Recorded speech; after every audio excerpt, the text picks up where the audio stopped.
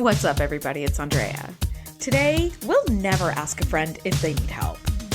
Alkar is the scariest TNG villain so far, and we ask the question, how grossed out are you by the word receptacle? Come nerd out with us. Welcome to the TNG Podcast, the number one place in the Alpha Quadrant to geek out about all things Star Trek: The Next Generation. I'm your co-host, Shereese. Hey, I'm your co-host, Andrea. Shereese. Today we are talking Season 6, Episode 3, Man of the People, written by Frank Abate-Marco, I hope I said that correctly, and directed by Weinrich Cole. Starfleet orders the Enterprise to transport Alkar the rest of the way to the Ricag-Saroni system, where he is to mediate negotiations between the two planets. Alkar is accompanied by an old woman named Maylor, whom he identifies as his mother. Counselor Troi and Alkar quickly form a friendship, but this causes Maylor to become bitterly hostile towards Troi. Ruh-roh. You know, that doesn't even sound like the plot of this show. That just sounds like the intro scene. It kind of is, yeah. But like, I don't want to give away too much in case somebody's like a first-time watcher.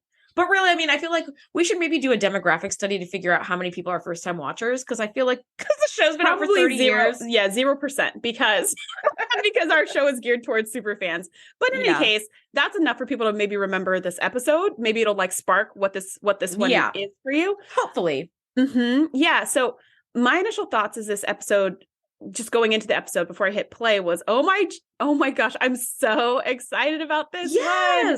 Like, this one is a really good one. It's one of those ones that I think about often. You know, it just has this element to it that really makes you think. And I honestly think it's been a while since we had an episode like that. We've had a lot of really good episodes, a lot of really entertaining episodes, but it's been a while since we've had an episode that makes you think about who you are as a person and how you behave in the world. At least for me, I can't remember the last one we had.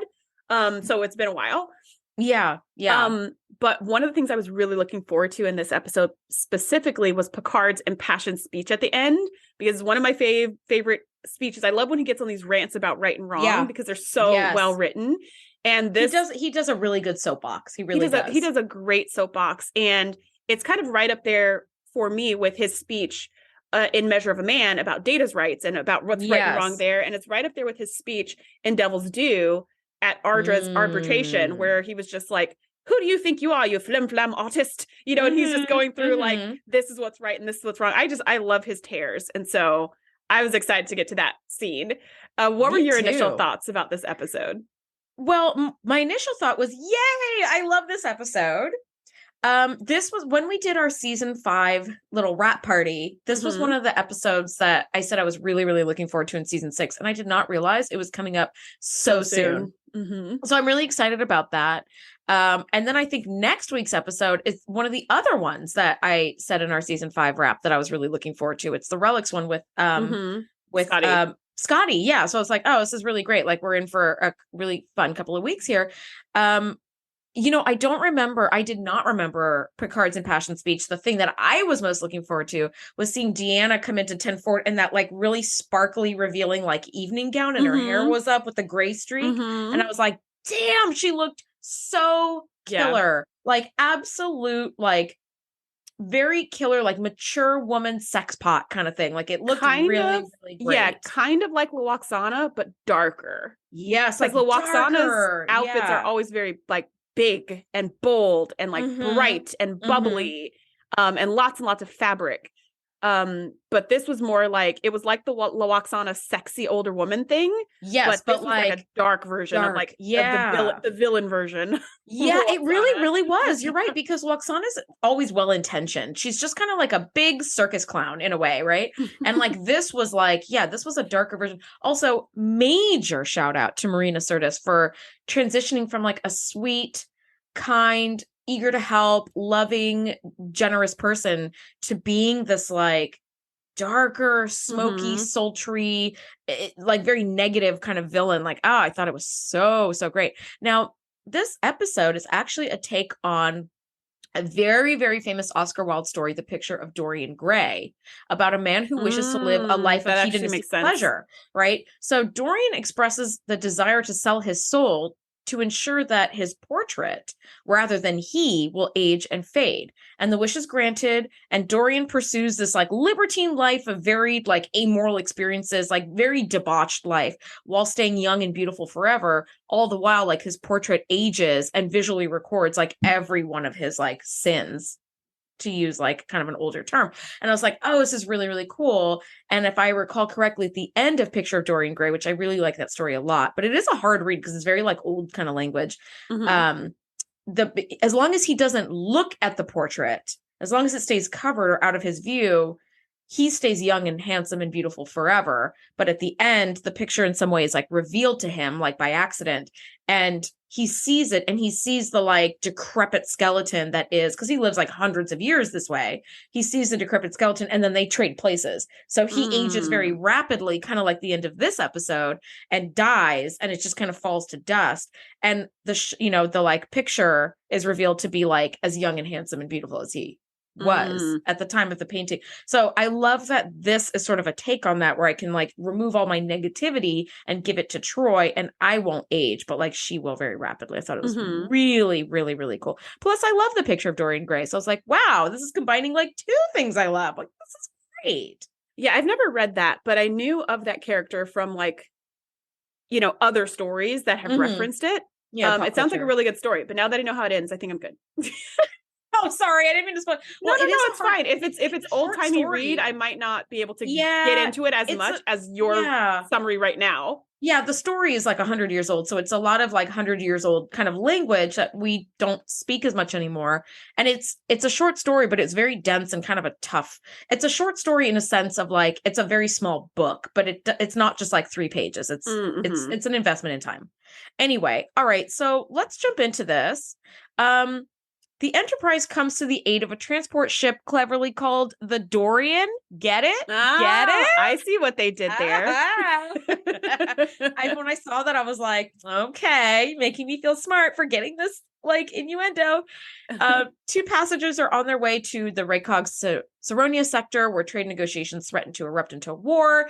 And this little transport ship is like unarmed and not very big, and like there's been a great deal of hostilities toward it. And so the Dorian is like, hey, you need to take this ambassador and his mother, so because we cannot like we can't off these like them. Yeah, we can't transport them any longer. It's not safe for them because we're too small and we're being attacked, and their ship is like blasted all to get out, so they have a lot of repairs to do. They can't make it to their destination in the time frame that's necessary, and we don't even know at this point who's beaming on exactly, because their communication systems go down in the middle of their conversation, but they're basically like, we need to beam 2 people aboard.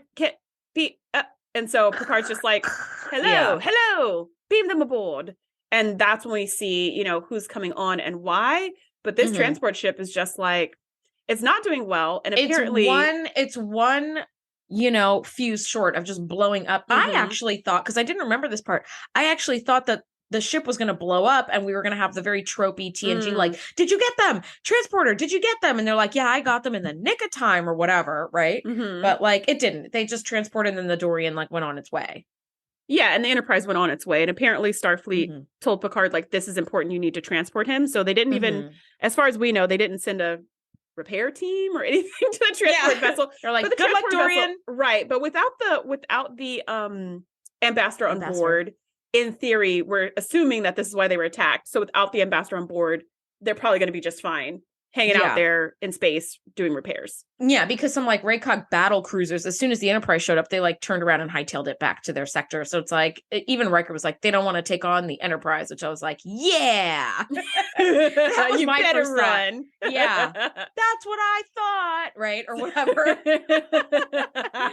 So this ambassador Alkar beams aboard with his mother, and I don't know why, but Picard was like, Troy, will you go meet them? Normally you need like the first officer or whatever, but he sends Troy. It's fine. It's Usually fine. It's she like likes Riker, maybe. Yeah, she likes poking around transporter room, so it's fine. He sure does. So, and he beams aboard with his mother, Malor, who's very old and very ill.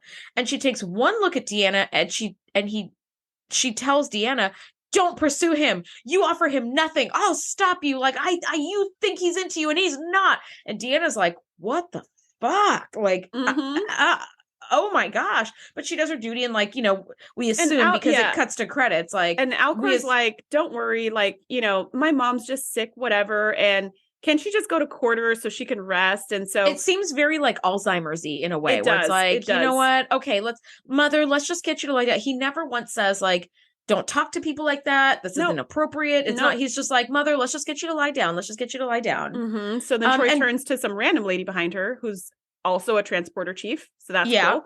And is like, Chief, can you? And so she goes and takes Maylor somewhere to whatever quarters were just assigned this second, because they don't have quarters as far as I know. Yeah. And so, okay. They're like, let's figure out a room for you really quick, because we weren't planning on transporting you. Yeah. And Troy's just kind of like, what the heck just happened? And I thought she was reacting to being verbally assaulted out of the complete blue by a perfect stranger.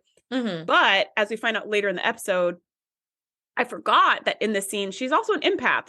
So she's also reacting to these horrible emotions that she's sensing coming off of Maylor in waves. Yes. So it's like more than one thing that's disturbing her right now. It's not just Maylor being like an asshole. It's that if she did that to anybody else, they'd be like, I don't know what you're talking about. You're being really weird and hostile. This is weird. Like, I'm going to go. Mm-hmm. But yes, because Deanna is an empath, like, she's like, oh my God, there's just nothing but like evil coming from this woman. I don't understand. So we cut to credits because that's disturbing enough. And when we come back, I love seeing Worf teaching his Klingon Tai Chi classes again. Mm-hmm. I'm like, yay, that's back. Everybody's doing Klingon yoga. Like, this is great, And their outfits, I love the fabric. They're wearing like the gis that are kind of like that like linen with some other material. I don't know what it is, but it looks very cool. It looks really cool. I've actually personally have been wanting to learn Tai Chi for years, and I've just never kind of actively pursued it. Worf who inspired you to want to learn it? No. Actually, no. At the local botanical garden by where I live, every Saturday they have an outdoor yoga class. And I used to teach yoga for years, and I've been practicing yoga most of my life. So it's like, oh, nice. Yoga in a botanical garden? Like, this is like the perfect setting. And then the class right after that is Tai Chi. And I was like, well, this is kind of perfect. I'll already be there for yoga, and it's Tai Chi. But then the pandemic hit like a week later, and it was like, okay, yeah. But now that that's kind of back, like, I think I might pursue it again. But yeah, I thought that was really cool. Like, their outfits look beautiful. It looks like a really nice way to center your body and your mind together. And clearly Alkar has made friends with Deanna because he accompanies her to this class, and they're breaking a little bit of a sweat, which I was like, I don't quite see how, but okay, listen, we're at the cool down of the workout. That's why we're at the cool down. Apparently, what was going on before this? Maybe. I mean, I tell you, having been a yoga teacher for years, a lot of people were like, "How hard can it be?" And it's like, try it. Yep, it's harder than you think. Yeah, you're holding a fairly easy pose for 5 minutes at a time with your leg in the air or something, and you're like, oh, okay, this is officially difficult. Yeah. Now, after class, they're kind of telling off, and they're getting to know each other, and they talk about the Raycog-Saronia negotiations and the rigor of the job. And as they're kind of walking to Alkar's quarters, Alkar's like, would you come to the surface with me? Like, when we get there, like, it might be nice. And Deanna's like, well, if the captain authorizes it, then like, I'm happy to go, like, and help. Cause they talk about her empathic abilities. And as we learn Lumerians are empathic. Lumerians are empathic as well, but only with other Lumerians, like not with others. And so he's like, it might be really great to have somebody who's an empath who can sort of sense the feelings of others. Like, this might be really great. But as they get to his quarters, Maylor bursts out and she's like, what are you doing here? Have you mated with him yet? That's what you want. And she was like, oh my God, no. Like, that's what? And she's like, if you do, you'll regret it the rest of your life. We're sweating for a totally different reason. Yeah. That's just this little bit of sweat I have on my brow. That's like cute. Yeah. I'm glistening is not from that. It's from Klingon Tai Chi. You know what? You wouldn't understand. Never mind. Yeah. No. But she immediately jumps to like, have you had sex with him already? Which is very, very much what like a jealous, angry, fearful person like would say. You know what I mean? Like, that's any what she would say. Potential like, rival. Yeah. Yeah. It's like, have you slept with him? Yeah. And so I love that they say, have you mated with him yet? And Deanna is like, what the F? Like, this is so bizarre. And Alkar is like, mother, let's get you to sleep. Let's get you some tea. You know, he's very much trying to like whatever. But knowing, as we know, Shereese, that he's responsible for this is like, wow, you are such a psychopath. Oh my God. Yes. Like if we didn't know, like I try to put myself in the shoes of a first-time viewer whenever I watch these episodes, which is why I love them so much. Yeah. And not knowing what's going on, you're just like, oh, this is sad. Like she's crazy. And like maybe she needs to be medicated or something because she seems like too stressed out to function. 100%. But no, yeah, but absolutely. Also being someone who's watched it several times, you're just like, this mofo, like this is all him. And we're thinking she's the bad guy, but he's the bad guy. But he seems like so innocent, so harmless, even almost like a victim because he has to take care of this poor woman who berates him and others. Yeah. Oh my gosh. Yeah. He's a total freaking psychopath. So in the next scene, this is like one of the scariest characters I've come across in TNG. Yeah. And I mean, the Borg is really terrifying for other reasons, but this man's like ability to just heartlessly subject people to what we're going to kind of reveal in a minute, like how people have to be sort of his like receptacles for negative emotions and feelings. It's like you did this to this woman and she is acting all of your fears out and you're just like, bystanding her. Yeah. It's like, oh my God, it's terrifying. So Riker comes by to see Deanna and he's like, oh, it's that time of year again, crew evaluations. And she's like, dang it. And she kind of talks to Riker and she's like, do we have to do it today? Like, I just had this really, really unpleasant run-in with Alkar's mother. And I'm just sensing like all this like malevolence and evil energy coming from her. Like, it's really disturbing. And Riker's like, okay, well, do you want to do this like another day? Or and like, he really whatever. is like, she's old. She's probably senile. Like, who knows what you're sensing? We're probably going to get that way when we're old. And she's like, you're right. She's like, I'm probably overreacting. It's probably just because she's old and a different alien species kind or of whatever. Scary. Yeah. And they start to do these.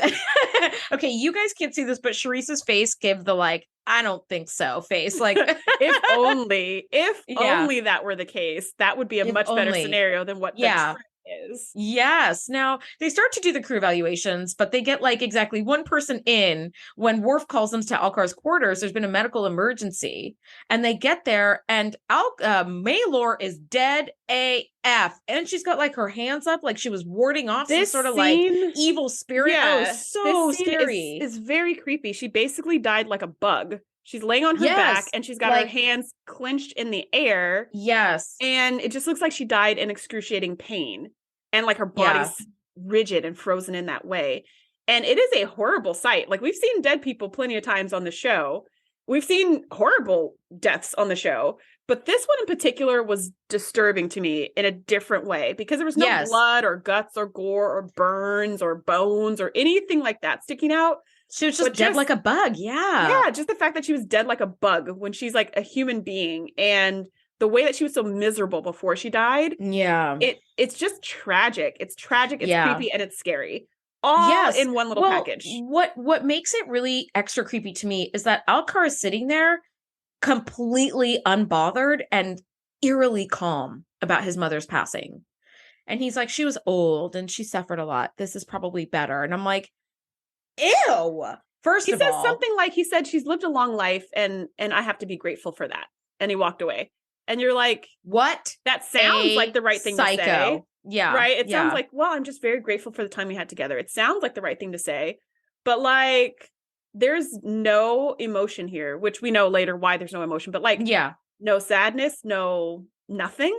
Even like even if there had been like sort of an iota of like resignation where it's like, like shock. Some human emotion at the fact that your mother just died in this horrible way in front of you 5 minutes ago. I will tell you, my dad passed away when I was 19. He got brain cancer and passed away very, very quickly. From the time of diagnosis to his passing was like 4 weeks or something. It was incredibly fast. Gosh. And it was, it was really horrible. And the silver lining was it was relatively quickly. Consider like I had a school friend whose dad died of the same brain cancer and it took him like 3 years to die. It was really awful.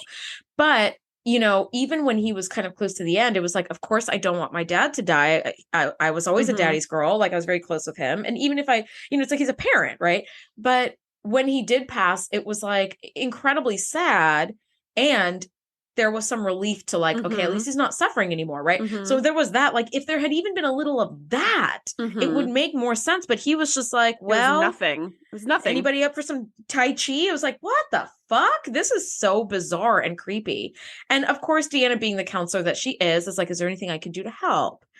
And my first thought was, don't ever ask anybody that, okay? Because what could end up happening is what happened to her, which of course obviously can't happen in the real world. This is your take-home message, Andrea? Don't ever ask anybody. Sorry for your loss. All right, I'll see you Tuesday for Bridge Club or whatever. Yeah, like, see you at work. No. I'm always the moral of the story. I love that TNG always gives us morals of the story, and you're like, well, that one's not it. Shereese is dying over here.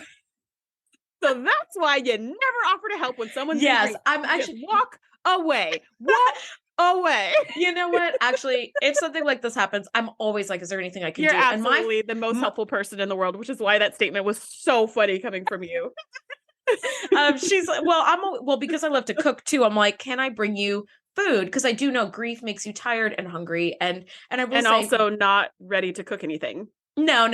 I will say, I remember like when my dad died, I was 19, my brother was 13, and my mom and my dad had the happiest marriage. And so she was consumed with grief. And one of the most helpful things I'll remember is that we spent all day in the hospital with him and would come home at night, and there would be like a lasagna sitting on our front porch waiting for us, or like things for sandwiches or pasta or like soup. And it was just like, oh, thank God. Like, I didn't even think of eating all day. And now that I'm home, I'm exhausted, and that hunger sets in, and you're like, we have some old bread that's like moldy in the fridge now. Like, there's nothing to eat for like a 13 and a 19-year-old. My sister was 23 or 24, but she was living in Hawaii at the time. So she was actually flying back and forth from Hawaii every weekend to like spend time, and then go back to work for like 5 weeks. So that was a big commute. But anyway, the point is, when somebody's going through grief, I remember like the lasagna and the soups and all that. So for me, my first thing is, let me feed you, because you're probably not feeding yourself. And if you are, it's like you're swinging by McDonald's to get some shit and like just go home and knock out and then do this all over again tomorrow. Yeah, absolutely. One of my other best friends, when her mom passed, it was very sudden, and the funeral was like right away, and it was just it was really crazy and chaotic and really long, and it was exactly that. At the end of the day, everybody was at her house. She's got a 4 siblings and their spouses and kids and all this stuff, so they're all at the house, and everyone's starving, and the only thing we've had is like pan dulce all day. So we've all eaten like one roll of super sweet bread, and that is it. That's so helpful. Yeah. So I swung by McDonald's on my way to the house super late at night, because it's the only thing open. And I was like, let me get like 25 cheeseburgers. Which I've ordered before. Dude, right? that's what you need. So McDonald's is like something. They were like, I'm sorry, what? How many? I was like, 25. 25 is good. So they were like, can you pull over to the side? We have to like, that's gonna take us a minute. Yeah. So they come out with like, carts and carts of burgers. Yeah. And I bring it over, and everybody was eating them like they were steaks. Like, we were so hungry, and everybody said the same thing. I never eat this food, but right now in this moment, this is so delicious. Like, I can't stop eating, because we were so, in so much grief and tired and all these things that like, I totally hear you. Just having anything to eat and not having to make it is like beautiful. So Andrea, I'm like, can I bring you a tray of sandwiches? Despite Andrea sounding really heartless, she would be Troy in this situation. She'd be the one like, is there anything I can do to help, Alkar? And I'd be the one like, sorry for your loss. I'm making a McDonald's run if anybody needs, but otherwise like, I'm gonna head out. Cheeseburger if that could make you feel better. But I'm gonna go. And let me know when the ceremony is. I'll text you tomorrow and see how you're doing. Well, so I guess Deanna was me. Yeah, I'm always the first one to be like, do you need help? I know, and I always I say this often, but I know because of the podcast, like, it's a way for me to like get to express like my sarcastic side, but I really am not the asshole that I like seem like on the podcast. I'm really not a dick. I think. I don't know. Maybe I don't think I have. Anyway, she's like, is there anything I could do to help? Shereese is over here dying. Sometimes no, I'm good. Okay, so she's like, is there anything I can do to help? And Alkar tells her that there is a Lemurian meditation for grief, like a little rite of passage kind of thing. Like and a funeral ceremony. Yeah, funeral-like meditation. And as an empath, she's the only one who can help him. And of course she agrees. And he brings out some stones and he performs the ritual with her. And, he has her repeat things, death to pain, death to grief, or all of this stuff. And as he touches his stone to her stone, his stone lights up and it lights up blue. And as he touches his stone to hers, her stone lights up blue and kind of all the blue energy goes from his stone to hers. So hers is all blue and his is now black. And she like startles and looks like strangely like wild in this scene where like her eyes pop open. It's as if like he just gave her an electric shock where she kind of like startles and then it's like, and then it's her like hair looks a little wild, her eyes look like very disturbed, and you're like, oh fuck, what just happened? I really it's really hard to describe what she looks like in this scene. I was trying to put a word to it and I was like, I can't even think of the word to describe how she looks. She looks like a wild animal version of Deanna. She looks like herself but not herself. It's very eerie, and you're Marina like, Sirtis crushed it. She crushed it because you're just like, something just went down right now. Marina, if you're listening, first of all, we love you, and second of all, this was brilliant. Like, I mean, so well done. And I know you have said before you really love watching these characters that are like so steady lose their minds, you know, and we get to see sort of every main character kind of. Worf has gone through it, Picard's going to go through it, Riker's going to go through it, Deanna's going through it now. Like, it's really interesting to see like we get to see like crazy version of a character we love. And in her quarters, the next scene, she's like feeling restless. It's the next morning, she's canceling all of her appointments, she's trying to find something to wear, she's just sort of like out of sorts, you know. And you feel it too, you feel this anxiety when you're looking at her. It comes through. It feels like I actually feel this way every year when we get like at the end of summer in Southern California, we get what's called the Indian summer, which is like the winds shift and just this hot, humid air sort of blows over Los Angeles. And I mean, this year, because global warming is making things worse, like this year, it was 102 degrees at my house right by the beach.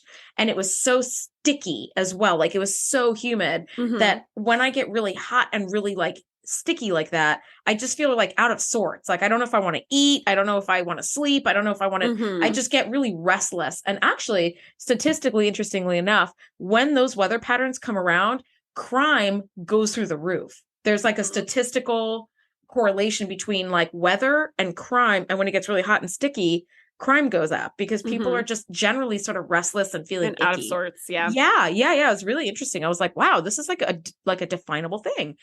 Now, Beverly comes to talk to Picard and she's like, I'd like to do an autopsy on Maylor. Alkar said she was old and ill, and she's obviously really old, but Beverly's like, but I see no evidence of illness. Like, and she's still lying there like a bug. It's so creepy. It's awful. Bev cannot determine the cause of death. And it's like, this is like future time. So if she can't determine the cause of death, there's something really fishy going on. Yeah. Unfortunately, Alkar informs her that Lumerium custom forbids autopsies. So Beverly's like, isn't it though? And we can't verify that that's true. But so it's very convenient. So Beverly turns to Picard and is like, can you speak with him? Can you please Jean-Luc, can you go and talk to him and just kind of convince him to let me do an autopsy just to cross my T's and dot my I's and just know what she died of. And Picard's like, do you think it's contagious or whatever killed her might affect or put the crew at risk?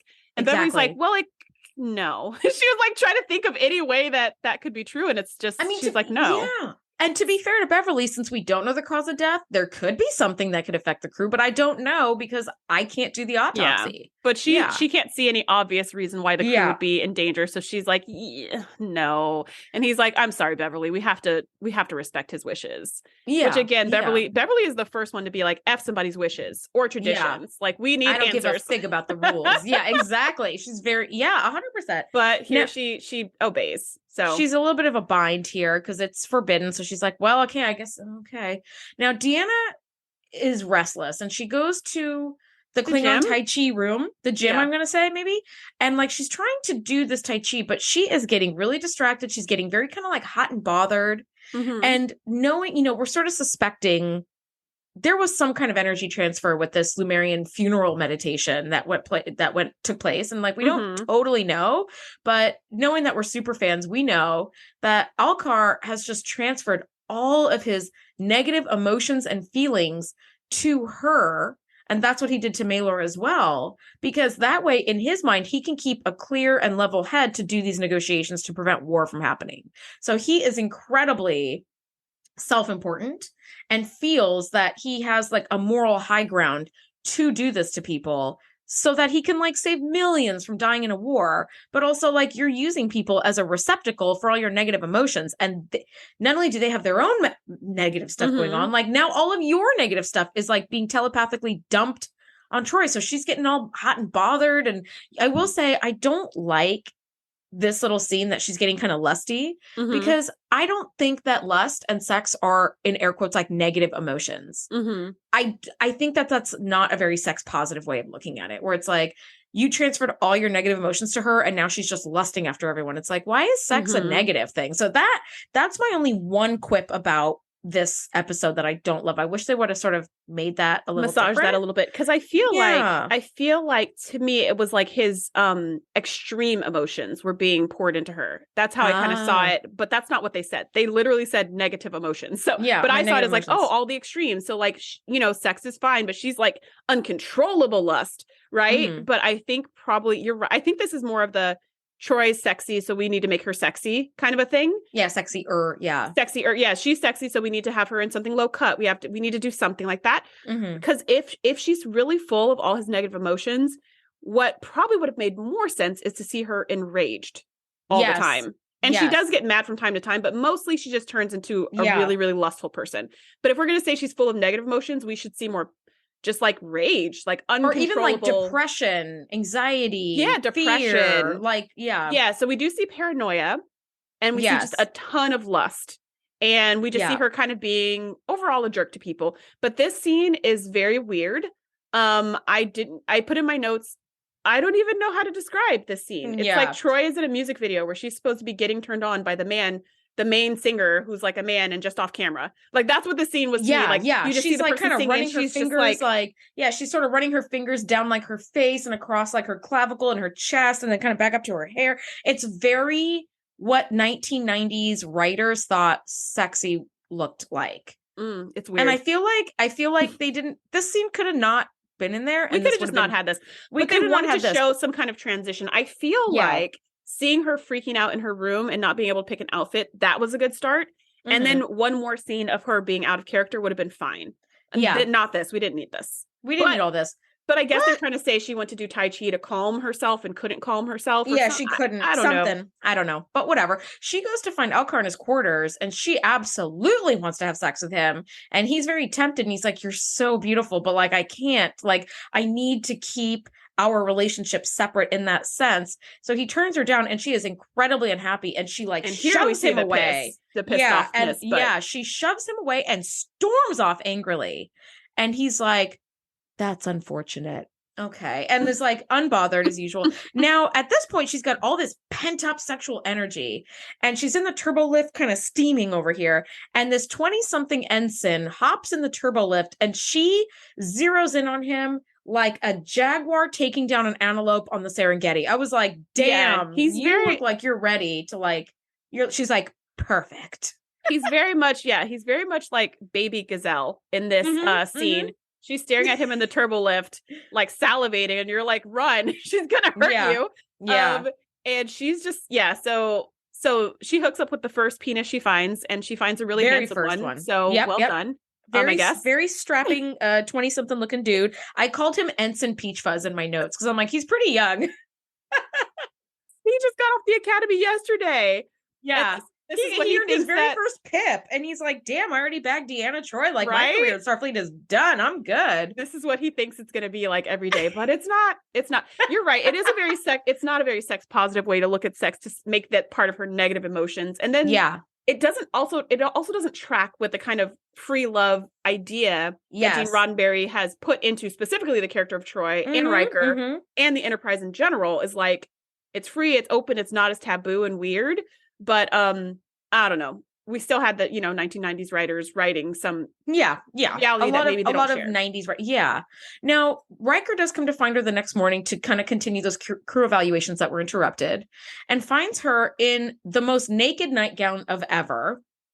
I was like, girl, her nipples. Like, you can see her nipples right through it. And I was, as a woman, I was like, okay, I appreciate that you have a really gorgeous body and you can show it off in this thing, but also like, this is not appropriate to be opening the door wearing this right into a corridor that's your workplace. Like, I feel like an antechamber would be kind of good for things like this. You know what I mean? So you can answer the door without kind of revealing your boobs. Yeah, we need space porches or something. I mean, she looked amazing. My thought was more for Marina Sirtis, for the actress who plays Troy. I was like, if someone approached me and were like, okay, so in this scene, we want you to wear this thin silk sheet and just kind of loosely drape it over your naked boobs. Translucent. Yeah. And you're like, what? On TV? That's going to go through the nation and then like stay forever? Yeah. No, I'm going to reserve my nipples for the people I choose to show my nipples to. Not like the world. No thanks. Let's put some stickies on. We can put on a strapless bra. There's a lot of options, but I am not showing my bare nipples on national television. Also, they could have given her that same loosely draped neck. Now, I'm sure for the straight like men or gay women of the world, they were like, fuck yeah, right? Because it's like it's a sexy shot. However, I feel like they could have made her really, really sexy. But even if she was wearing like the same nightgown, but if it was made of like a holographic silver print or something, because her whole back was exposed, which was beautiful, right? And I was like, that's really sexy. But you're exposing your back, which is just plain skin. Like there's no breasts or anything kind of having to like completely show through. But Riker is like, hello, right? And he's like, oh, that's how you wanted to meet me this morning? Okay, good morning. I mean, if you would have told me, I would have brought some coffee too. You want to do a foot washing ceremony? Yeah. Get ready for the best 23 seconds of your life. So he's pretty tickled to see her like that, but he walks in and finds that 20-something ensign on the bed putting his boots on, and he snaps to attention. And she tells Riker because he's like, as you were, and the ensign's like, yes, sir. And he kind of very quickly tries to run away, and as he does the walk of shame to his back. Troy is like, I know where to find you if I need you. You're like, oh, okay, girl. Like, I feel like you just raped this guy or something. Right? Yeah, this is not cute. This is not cute. Yeah, this feels less fun when you say it that way. Like, I know where to find you. It doesn't feel super consensual. Like, it feels like, again, it feels like 90s writing what sexy is, where like a woman, a man's dream is to have a woman who's just like going to scratch his face off with sex. And it's like, okay, like yet again, movie and television steering us away from reality. Anyway, exactly. So she tells Riker after Ensign Peachfuzz leaves, are you bothered by his being here? And it seems like, and I feel like we've all known someone in this position or have been in this position ourselves, she is itching for a fight. She has got some pent up aggression. She wants him to say something. She wants him to be like, she's like, I dare you, say anything. Exactly. And he's just like, I don't really care. Not my business. Let's get to the crew evaluations. And she keeps harping on it. And then he says, you know what? Call me when you're ready to work. And he just leaves. And I was like, wow, that was extremely professional. I was extremely well done. Yeah. Cause she's like, are you bothered by his being here? And he says, not at all. Cause they have this very free love sort of relationship. And she goes, good, because it's really none of your business. And Riker goes, I know that. Can we do the evaluations? Like he is not one of those people who's like upset, but feels like he has no right to be upset. So he's covering up by acting he's fine, like acting like he's fine, but he's actually upset. Like he's really just not bothered. He's like, okay, cool. Like, I'm glad you got your rocks off. Like, good job. The outfit looks fire. Can we do our evaluations? Right. And she does not want to let it drop. She really wants to have a fight to let the steam off. And Riker is like, listen, I'm sorry if I intruded. Why don't you call me when you're ready to work? And he leaves and she goes, I will, and sulks. Because later she didn't even get what she wanted. She wanted to have this blowout with Riker because she is overloaded with these negative emotions and needs something to vent. And he is not having it. Now the Enterprise arrives at Raycog Saronia. Things are very volatile. Alkar wants to roll up his sleeves and get in there to start working, right? And so he's like, okay, it's time. Like, put me in. Put me in, coach. I'm ready. And we have this Lumerian delegation who's now joined him because they were on the planet waiting for him to show up. And the problem is they can't find a place to have these peace talks. So Picard comes up with a great solution of going to the city of Darthen, which is neutral territory for both. Good on Picard for doing his homework too. Seriously, like how the F did he know that? He just picked these people up like 2 days ago. Yeah. He was on his way. He's not the captain for nothing, babe. Like he's like, I'm going to get on my laptop and on my data pad and I'm going to drink my own Grey and I'm going to learn the history of these people. That's what makes him the best. And that's what he did. So they're like, okay, great. We'll do it in Darthen. Place, time, date is set. Awesome. All right. So next thing you know, we see Troy in her office doing her job. And again, similar to last week, we got to see Troy in her office working with Barclay. I absolutely love seeing Troy in her office doing her job, because it just again, it reinforces to me that she's not always just hanging out on the bridge and in transporter rooms. She's a career woman as well. She's really actually doing her it's just like similar to Beverly, right? We see Beverly in sick bay a lot, and sometimes we see her hanging out on the bridge. But if we always saw her on the bridge, we'd be like, there's no medical emergency, right? Like similar to. So anyways, I love seeing her in the office, except for this time. She is the worst therapist in the history of therapists. My God, she just like traumatized this woman for years to come. How is she even going to be able to apologize? I mean, I hope that that's like, you know, if we got a Where Are They Now? I hope that she went to this person later and was like, I am so sorry. I was like drugged.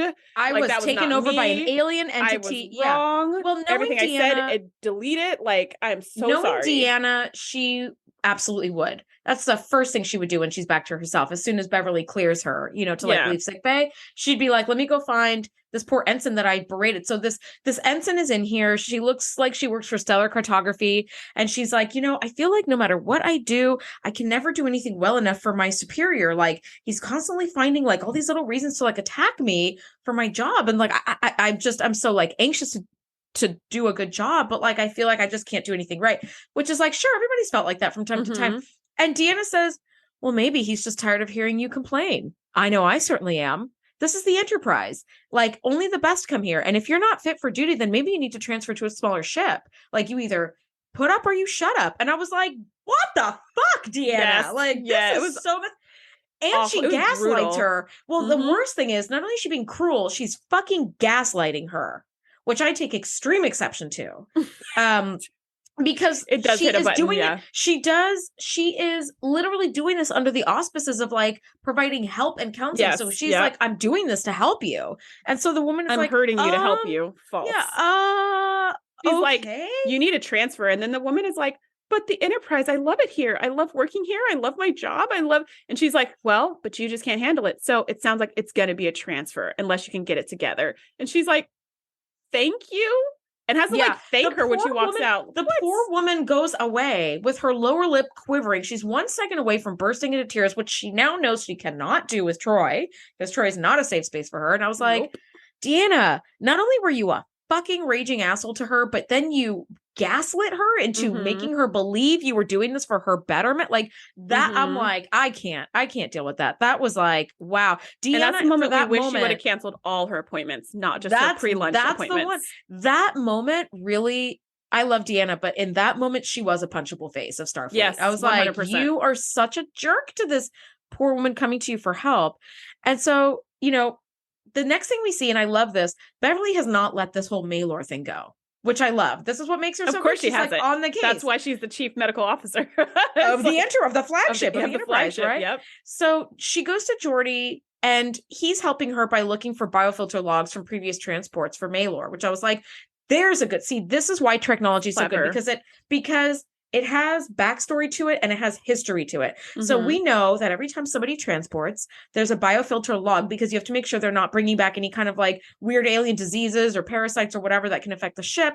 So the biofilter patterns are logged with all of their like their atomic makeup. Yeah, all their vitals, right? So you can compare Maylor's transport in just a couple days ago biofilter log with one from like a transport she did like a couple of months ago or a couple of weeks ago or whatever, right? And you can compare it with your tricorder readings at her death. Exactly. And so it's like, wow, okay, there is a ton of damage that happened to Maylor's body between like a few short weeks ago to now, and it seems unlikely that so much damage could have happened in such a short amount of time. And I was like, first of all, major snaps to Beverly for doing forensics to do her job well while still kind of skirting this like no autopsy rule. I was She's like, doing good like a job, digital Beverly. Autopsy. Yeah. And it's all public information. I mean, it's not public, like you can't Google it, but it's public for officers of the Enterprise. Like you can look at those logs, records. Why not? I love it so much. I really, really love it. I was clever. like, yeah. But she does point in like the best way to find out would be to do an autopsy. Like that would really be the best way, but she's not letting it go. You're right. And that's what makes her so good.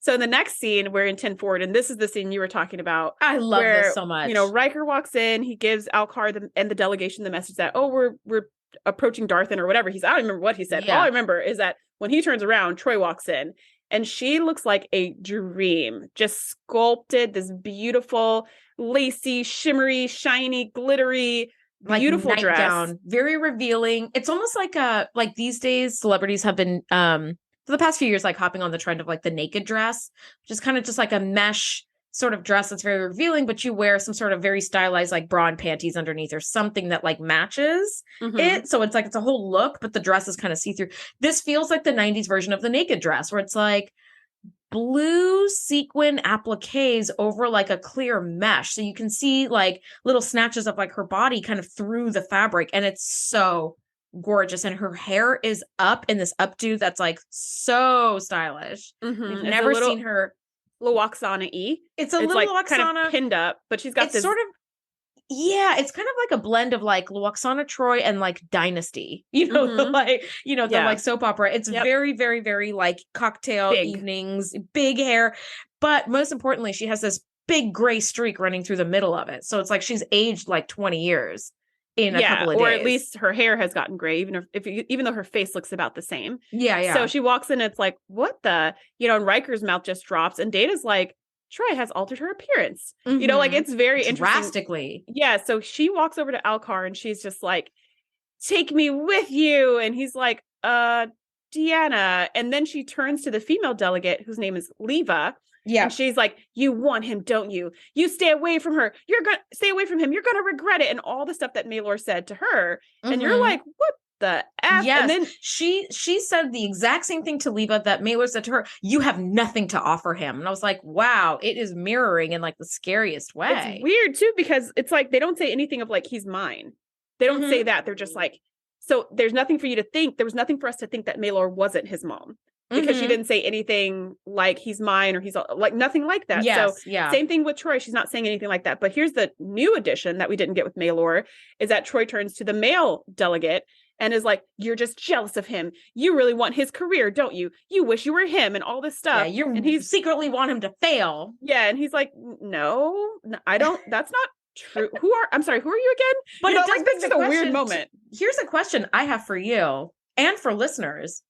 Because Maelor and Deanna are both empathic, are they actually sensing that in those other people? Or is it just their fears kind of coming out and like being actualized? I don't think they're sensing anything. I think it's just all of the negative thoughts that that Alkar could have are just stored in them. So thoughts like you're jealous, thoughts that you're trying to undermine me, all those thoughts that normal people have just throughout their career, I think they're just being dumped and overloaded into the receptacles. So I think Troy is just expressing Alkar's own fears, but it's not like anything, because I feel like their ability to be empathic or sense things accurately is completely impaired by this overload of neuronal energy. So I don't even think they can be empathic when they're going through this, because they're that's just actually a really, really good thought. Yeah. Cause it's like, well, you are super going through this like crazy whirlwind of negative emotions. How can you feel anything beyond? Yeah, I guess you're right. So now she tells Alkar, like, if you're going down to the planet, I want to go with you. And he's like, this isn't the time I need you. And she's like, you promised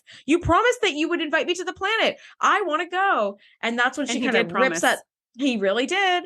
And this is when she like rips on Leva and the other guy. And Riker saves the day by saying, Ambassador, Counselor Troy and I are needed on the bridge. And so she, because she's trying to make Alkar jealous, she like takes Will's arm and kind of like slinks away. And Riker waits until they're out of 10-4, and he goes, I don't know what that was, but you were way out of line. And he kind of throws her into a turbo lift and takes her to her quarters, and drops her off to be like, I don't know what this is, but you need to like take a shower and simmer down, together. Like whatever this that is. That was completely unacceptable behavior. Yeah. Yeah. And she pulls him in for a kiss, and he's like, stop. And she pulls him in for a kiss again, and then scratches the shit out of his neck with her and face, like with her nails. And he was like, what is this? What is going on? And he like is freaked by her. And she's like, I need you, stay. And he's like, what the F? And like immediately like runs out of there. And she goes to the door and she goes, please, I need you. And I was like, oh, dang, girl, this is a bad This is when thirsty becomes deadly. Yeah, exactly. This is awful, this is like Fatal Attraction level shit here. I was like, what is going on? And, he goes to Beverly, who kind of patches him up really quickly with her super cool future technology machine. And he's like, Beverly, you would not recognize her if you saw her. Like, it's not her. Like, it's her, but not her, which I've experienced, where it's like, it's you, but not you. This is really terrifying.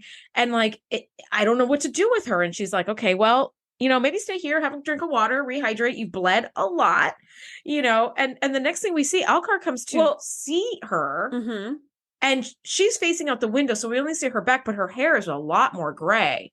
And when she turns to greet Alkar, her face is like 40 years older. It is super scary. Mm-hmm. It's super scary. Yeah, they've really improved on the oldening makeup since we saw that stupid episode too short a season season. 1. Too short a season nonsense. Mm-hmm. They've really gotten a lot better, and this was done very well because she does look elderly and kind of almost sickly too, as you keep seeing her age. But you're like, what the heck? And you see the shock on Alkar's face when he sees what she looks like. Yeah. And she again says, "You promised to take me all this stuff," and he's like, "No, I can't take you after all. I'm sorry, you have to stay here." And as he leaves, she runs out into the corridor after him and she screams, "Take me with you." And then she runs back into her quarters and she just screams at the top of her lungs, like right into camera. It is such a powerful scene. Like that scene, you're just like, oh my, that's when you know she has lost every last thread of Deanna that was in there. Yeah. It is gone. So going back to sickbay, we see Beverly patching Riker up. He's telling her the whole story. And then Beverly's like, okay, let's go talk to her right now. Like after hearing Riker's description, she goes, all right, let's go find her. Like we need to figure this out. So she asked the computer, where is Deanna? And it's like, she's on, deck 6, corridor, whatever the heck. And so she's like, let's go. And they both get up and go. And again, this is why I want to work on the Enterprise.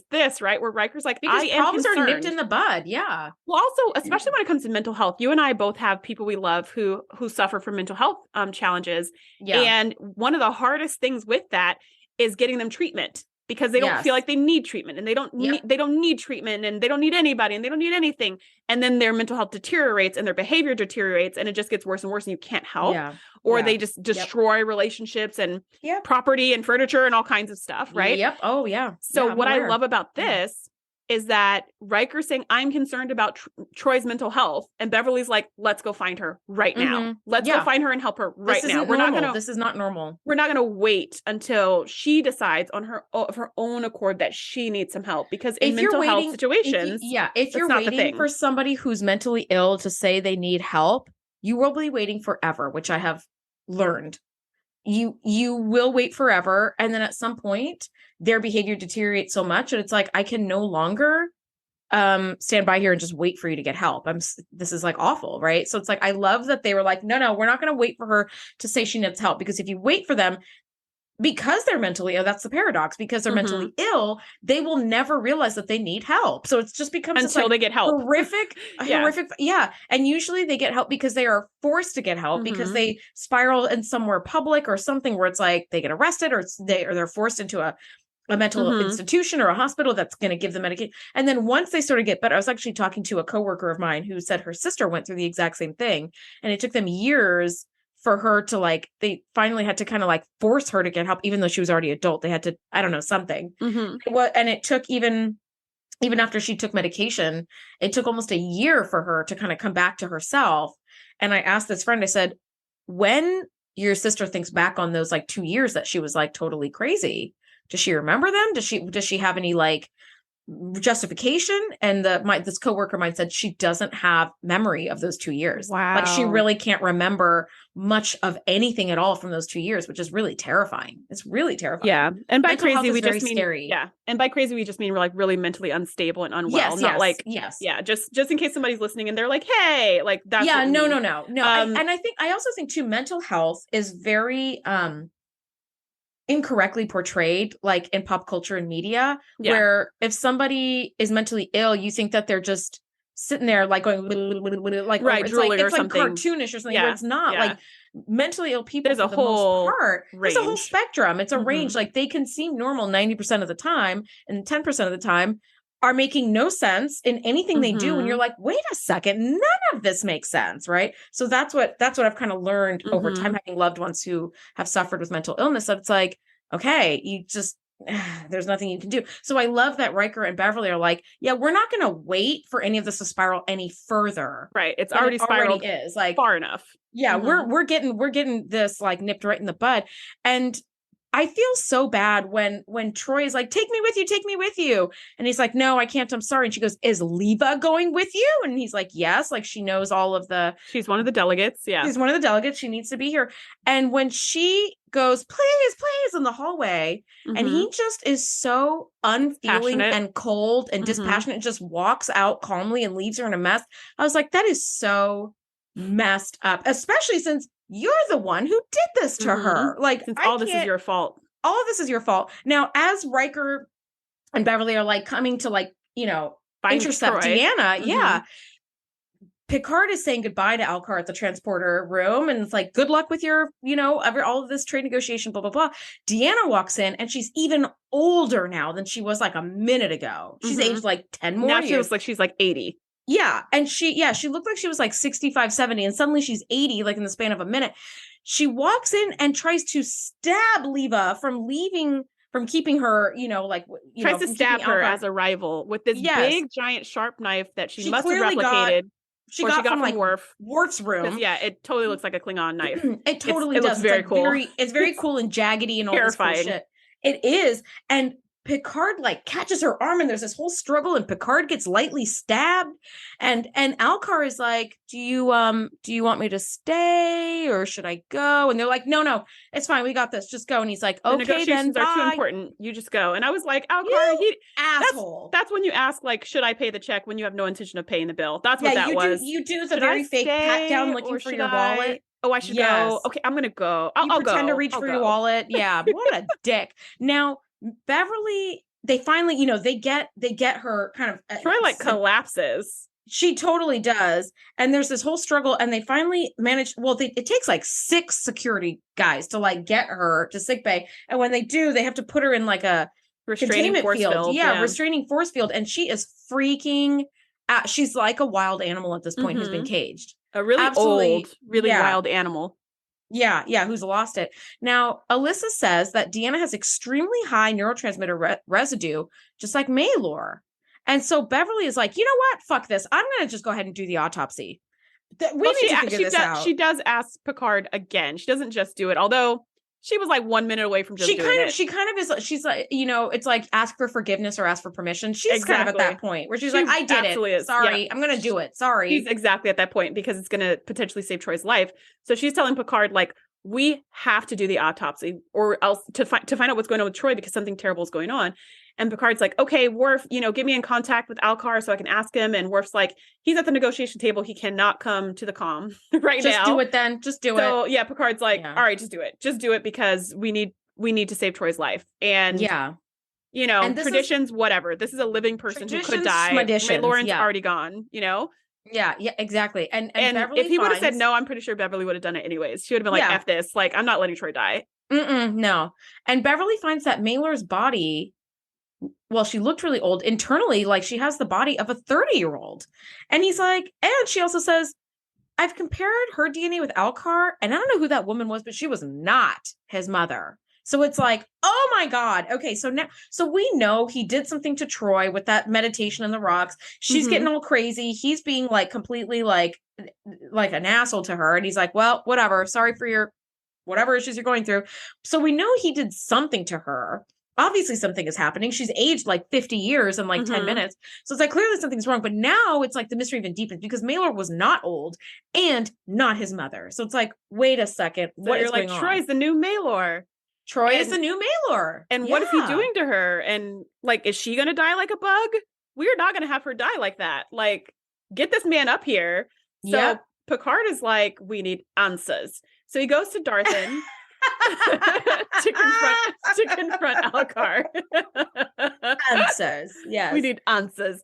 And he goes to confront Alkar, and Alkar comes clean about absolutely everything in the most dispassionate way possible. I wanted to scratch his eyes out. Right, the way that Troy scratched Riker. Yes, this dude, he says it's important for him to remain clear of disquieting thoughts. So he's channeled his dark thoughts and emotions into his receptacles so he can remain clear-headed and save an entire species.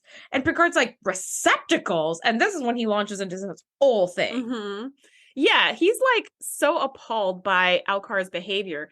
And Alkar just explains, well, usually my receptacles survive for years.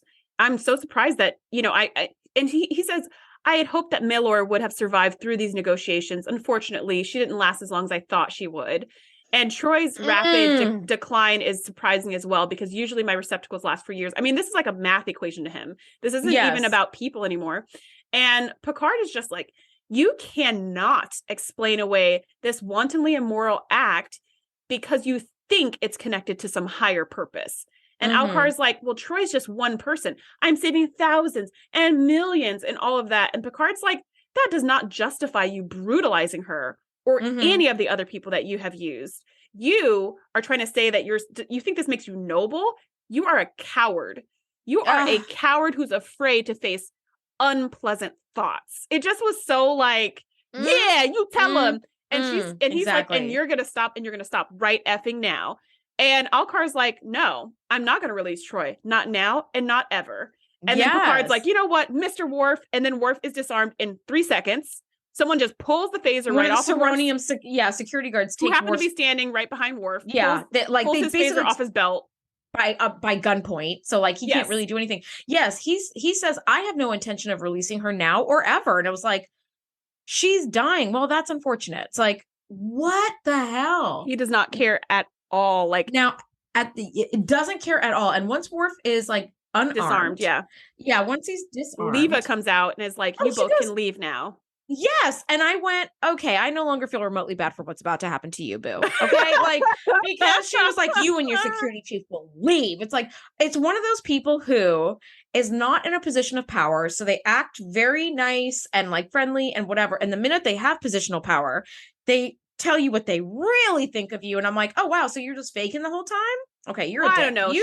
She does not know. As far as we know, she doesn't know what's going on with Troy because she wasn't there for any of that conversation. She just kept coming out being like, we need you back in the negotiation room. We need you. Everything's falling apart. We need you. Yeah, that's true. She was super rude say too. She was super rude. But I will say too, like, even if she doesn't know what Alkar has done to Deanna, she's been on the ship long enough to see Deanna age like 30 years in like a day. And it's like, that doesn't make you be like, what is going on here? Something is wrong. Like, that doesn't raise any questions at all. Like, but she doesn't know. She doesn't know they're talking about Deanna, like at this moment. She just knows that Picard is like holding Alkar up from the negotiations. So when she comes out and Alkar is just like, and she sees that the security guards have them all at gunpoint, she's just like, okay, like you can go. Like, we need to do these negotiations. Yeah. So whatever with her. But we go back to sickbay and Beverly's like, okay, I can neutralize the neurotransmitter in her, but it won't do any good if Alkar continues to dump crap into her. Yeah, like, we need to shut channel. Off. It's an open channel. We need to close the faucet and then we can drain the sink. But if we open the drain and we're still running water into the sink, it's not gonna unplug. Like, it's still gonna be full, overflowing. So they're chit-chatting, and then Picard's like, Alkar has no intention of releasing her. He's gonna use her until she dies. Then Beverly goes, so then she has to die. And then Picard's like, okay, great. What's our plan? And the whole time they're chit-chatting about how she's going to die, Riker's like, wait a minute. You're killing the love of my life, who I'm for some reason not with. Who I will never be with, but I'll just stand here and not want her to be with anyone else. And love her, yeah. So yeah, Riker's like, her. What are you waiting for? Riker's like, anyway, wait, you want to kill Troy? Like, we skipped over that part that you just said. And Beverly's like, no worries. I can revive her as long as she's not dead for more than 30 minutes. And I was just like, that's amazing technology. That's incredible. Amazing. Incredible. Completely dead to alive in 30 minutes. That's amazing. But she was like, I just hope it's enough time for him to fully release like the connection he has with her so that he won't turn back to her and keep dumping in stuff into her. And then they come up with this whole plan where they're like, you know what, last time the second Malor died, he turned to Troy like immediately. So he's probably going to turn to someone immediately when Troy dies. So Picard's like, that person is now going to be in danger. So we have to protect that person. We have to make sure he doesn't make a new connection. And we have to make sure he doesn't turn back to Troy. And we have to do all this within 30 minutes. So they're like, all right, let's do it. Go. And they set the clock. And you're like, oh my gosh, this is really... Now the stakes are so high. Yeah, and then they hypospray her to kill Deanna. And they calm down to Alkar and they're like, Deanna Troy is dying. We need you back up here. And he's like, fine. So he comes up and he doesn't feel the least bit sad. He was like, did you notice that when he transported, when they were like So when he was like, you need to transport back up, the one of the Lumerian delegates was like, you can't get through our security force field. And Picard was like, yes, we can. We've already like went around that because he had Worf and Geordi figure that out. And he goes, we're going to bring Alkar from the surface with or without your permission. Like, we're doing it right now. And then Alkar turns and grabs Leva and goes, okay, the two of us are ready to beam up. Like, when he hears that he didn't bring the male delegate. He turned to Leva and brought her with him. And I was like, sure did. This smarmy I feel like mofo. Yep. Also, can't you use anybody as a receptacle? You keep using women as well. So now there's like the misogynistic point of it where it's like you're brutalizing women as well. It's like, what the F? Because you could use a man and say, this is my father, instead of using a woman and saying, this is my mother. Same thing. So that's true. They kill Deanna, and Alkar is in sickbay, and he's like, tragedy. All right, I'll be in my quarters, right? And Picard says, I intend to make you pay for what you did to Troy. But Alkar's like, Captain, the Federation has guaranteed me safe passage, and you will honor it. And he smiles the most smarmy little, like, I just got away with it grin and leaves. And I was like, punch him right now in the face. Like, I was so pissed. And like, at this moment, we only have 3 minutes left in our 30-minute timetable. Also, to revive Troy. Couldn't you just, well, also, you know what? You're right. You're right. Cause I was like, wow, you guys you waited 27 minutes to bring him up. Like, you couldn't have like done the kill and then the bring him up like 8 seconds later. But even Alkar felt the break in the connection to a certain respect, because Alkar felt it 30 minutes ago, but it took this long for him to get back to the Enterprise because he was finishing for whatever reason. Negotiations. Stuff. So in his quarters, of course, Leva is like, is there anything I can do to help? Which again tells me, don't ask anybody if there's anything you can do to help going forward. And he tries to perform the ritual, that funeral meditation with Leva. But of course, Picard is like ready for this to go down. He is ready. So and they bring Troy back. They start to bring her back with a little, what? Not a defibrillator, but it kind of looks like a defibrillator. But it's for her brain. Yeah. It's amazing. Neurostimulator. A neurostimulator. So Beverly starts to bring Troy back, which Alkar can feel or sense or something, because the second they shock Troy's brain, Alkar drops his little blue stone just before he touched it to Leva's blue stone. You're like, oh my gosh. Phew. Like one more second later and she would have been full of all the negative thoughts, and the cycle would have just continued. And Picard also has Worf stationed outside of his quarters. So I'm guessing, and they have a transporter lock on Leva. So I'm guessing the plan was to just sever his connections with Troy, keep him from making a new connection with Leva, and quarantine him in his quarters until they can like arrest him or something. I think that's the plan. Is like somehow cordon him away from other people. So he cannot harm anyone else. But what happens is stunning. Oh my God. No, this is absolutely where the picture of Dorian Gray comes full circle, because they end up severing the connection, and Alkar cannot finish like the funeral meditation cycle with Leva, and like drops the stone and like starts getting old really fast. Like the oldening starts happening to Alkar, because for some reason it reverses the direction of the negative psychic energy.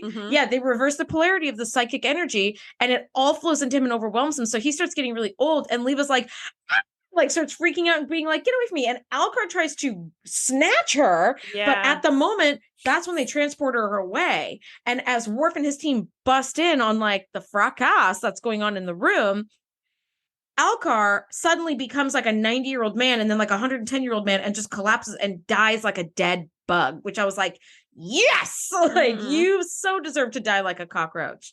And did you notice how Worf just watched him? He was like, well, there was no call to sick bay. There was no, I mean, granted, he did go through the oldening and die in about 60 seconds flat. So no, I mean, it was like 6 seconds. It was so quick. Yeah, it was like really fast.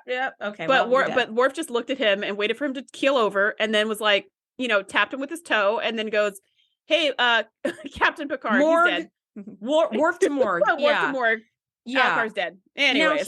Now as this neural energy, this negative energy is being drained out of her, Deanna Troi becomes young again instantly. And suddenly she's like Sleeping Beauty, just lying on this sickbay bed, and her hair is all curled around her all perfectly. And I'm going to just say, I really love this episode because it's really fun to see that oldening happen. But they never explained why she gets so old just because she has negative energy. Like, I will say, I have been going through some tough stuff, and I look at myself in the mirror sometimes. I'm like, wow, you look like you've aged faster. That's true. But are you telling me that if I have like a really shitty week, I'm going to look like 20 years older? I will say that doesn't quite add up. I will say when I have extreme periods of stress, because I'm stressed like all the time, but when I have extreme periods of stress, I do get gray hairs. Like I can see gray hairs. And then when I'm not stressed anymore, I don't have any more gray hairs. So that's interesting. Maybe they fall out and they just don't, whatever. Girl, I couldn't tell you. But I'm like, oh my gosh, my hair's turning gray. And then like a month later, I'll be like, what happened to those gray hairs? And they're gone. So well, you know, that is true. Like there is a link between like stress and it like it accelerates the aging process. But I feel like they kind of overdid this one a little bit. However, I'm not complaining because it does look so cool to see Troy like laying there dead on the table, like a very old wrinkly woman with just snow white like straw for hair. Mm-hmm. And then, you know, by the time they like reverse the neural energy polarity, she's like Deanna again. Mm-hmm. And I love that like Alkar gets his. Yep. Thank you. She, you know, Deanna is fine. Leva is very, you know, politely booted from the Enterprise. Bye, girl. And like, that's it. Now, the very last scene is Deanna giving Riker a kiss and saying, thank you for sticking by me. Like, you know, and he's like, always. And they kind of kiss and cuddle. And I love those little scenes when you get like them being like kind of in a relationship. It's like way more than friendship, but they're not in a whole relationship. I think it's really sweet because it's like, yeah, you guys are always going to love each other. And I do love, spoiler alert, in Picard, we do see Picard visit Deanna and Will's home, and they're like married and have kids and all this stuff. And it's like, yay, like they actually did like, and then I think in Nemesis, like we see their wedding. So it's like they do get married and they have a whole life together. But I think we should cut that part out because that's a really big spoiler. Oh, like, so I guess that's if true. people haven't seen Picard, like that's a really big reveal. Well, I mean, if they see Nemesis, like if they see Nemesis, they know they got married, but the kid is like a big reveal. Oh, that's right. Well, yeah, and then they like lost a kid. Okay, so I'll cut that out. But I just love when we see these moments where like they're more than friends, but like not quite in a relationship. Like I really, really love it. It's great. What are your final thoughts on this? I wrote in my notes, stand aside, Samuel Clemens. Alkar is officially the new boss level of punchable faces. Yeah, Samuel Clemens was like, just like annoying. A little, he was just annoying. Like he was just like a little like gear, you know, turning like around like self-righteous. I mean, he thought he had the right idea. It's like, I'm trying to save my people from these future invaders or whatever. But this guy is just like, I will use you as a receptacle until you die. Thank you. It's like, wow, you're such a piece of shit. Anyway. Yeah, this guy was horrible. I really like the satisfying ending of him dying and dying like a bug. Mm-hmm. Last time Troy got assaulted, we know the guy went to jail, and we know the punishment was quote unquote severe, but we don't know what it was. So it didn't feel as satisfying. We were just like, okay, he got caught. Okay. But we didn't really get to see what happened to that guy. But here we get to see exactly what happened to that guy. And you're just like, that's exactly what you get. And you deserve more than that. We just can't kill you twice because we don't know how many people you've murdered over the years. Oh my God. Dozens, at least. Who dozens knows? And dozens. Yeah. So if it were me and I wanted the just desserts, like he would be going through that oldening and dying for over like and over and over. For like 2 hours or multiple days or months where it's like, yeah, there's nothing we can do. Also, we're going to keep you in the brig this entire time and not give you medical attention for what you've done because you know what? You did this to yourself. So enjoy it, Dorian Gray. But anyway, yeah, I really love this. I think it was a fun, suspenseful watch. I enjoy it every time I watch it. This is a really, really great season 6 episode. But next week we are talking another amazing episode. We're going to break down season 6, episode 4, Relics. Thank you guys so much for nerding out with us, and we'll catch you next week. Bye. Thanks for geeking out with us. Be sure to join the crew at thetngpodcast.com to be the first to know when we do our live shows or host events exclusively for our members. We'll see you next time.